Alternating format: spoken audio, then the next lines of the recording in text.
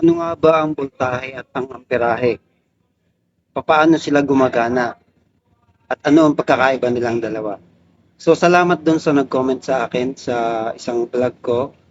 At nag-personal message pa siya sa akin na sabi niya, Idol, baka pwedeng gawan mo ng content yung about sa amperahe at voltahe. Kung paano sila gumagana at kung paano sila imamatch. So ngayon, gagawin natin yon. Mag-tutorial tayo about dun sa amperahe and voltahe. Okay? Dahil kapag nakuha nyo yung konsepto kung paano sila gumagana, hindi nyo nakakailanganin na manood ng mga o tandaan yung mga mismong amperahe at voltahe na nakikita nyo kung paano nila sineset up. Dahil alam mo na ang konsepto kung paano sila gumagana, ikaw na mismo, madali mong mapapagtugma ang dalawa. Dahil alam mo kung paano sila gumagana at kung ano yung participation ng dalawa sa bawat isa. Okay? So ganito, simulan natin. So kung mapapansin nyo mga lodi, itong amperahe, no? Ito yung voltahe, magkatabi talaga silang dalawa, no? So, itong amperahe, ang gamit niyan para magtulak ng wire, para magbigay ng init, para makapag-penetrate yung wire natin. Diyan nakasalalay yung bilis ng ating wire, yung init, diyan nakasalalay. Sa voltage, siya naman yung tutunaw ng dulo ng ating wire. Siya yung pwersa ng kuryente. Imaginein mo, parang isipin mo to na palito ng posporo. Kapag ka-amperahe lang, parang palito lang ng posporo na walang kiskisan.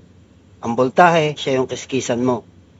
Ngayon, kapag naka-zero ang voltage, kahit naka 200 amperes ka, kapag winelding mo yan, hindi yan mag-i-spark. Hindi ka makakabuo ng arc.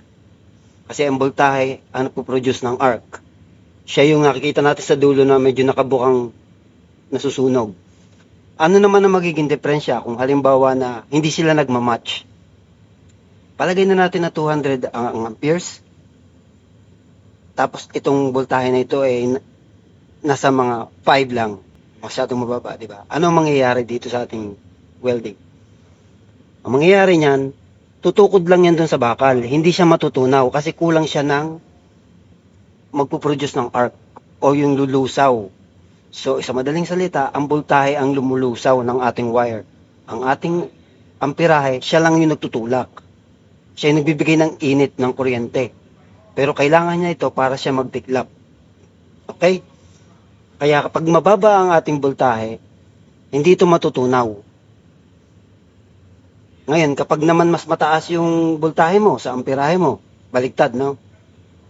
Kapag sobrang taas naman ang voltahe mo, mababa ang amperahe mo, siyempre mabagal yung tulak ng wire. Malayo pa siya doon sa bakal, natutunaw na. So malaki yung tunaw niya agad, yung lusaw niya, lulusawin niya agad itong buong dulo kasi nga, hindi sapat yung bilis ng wire para doon sa tinutunaw ng voltahe. So ang mangyayari niyan, kapag winelding mo sa bakal, pwedeng makapag-welding ka, pero parang tinapayan, parang isdang tinapa ang kulay. Parang kulay na napausukan. Pangalawa, sobrang spatter niyan. Balik ulit tayo sa amperahe. Kapag lumamang naman itong si amperahe, kapag winelding mo, hindi siya matutunaw.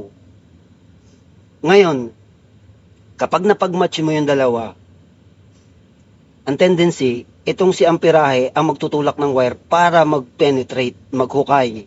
Si voltahe naman ang magpuproduce ng arc, yung nasa dulo na baga. Siya naman yung lumulusaw dito sa wire natin. So sa madaling salita, kailangan ang dalawa para makapag-produce ng magandang welding. So sana nasagot ko yung tanong mo kabakal at sana naging malinaw sa iyo ang konsepto niyan kung paano silang dalawa gumagana. No? At salamat sa mga komento nyo at sa mga panonood ninyo.